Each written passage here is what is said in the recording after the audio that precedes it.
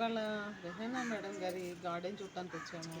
చిన్న స్థలంలో కూడా చాలా చాలా రకాల మొక్కలు పెట్టారు.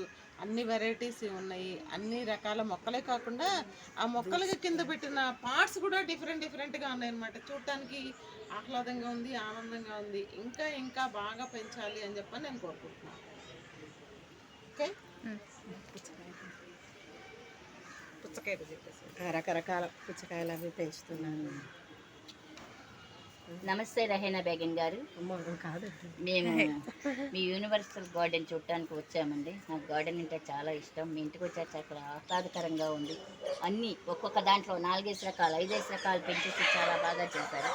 పుచ్చకాయని కూడా పండిస్తున్నారంటే చాలా ఇదండి, చాలా బాగుందండి. ఇంకా పెద్ద గార్డెన్ చేయాలని నా కోరిక.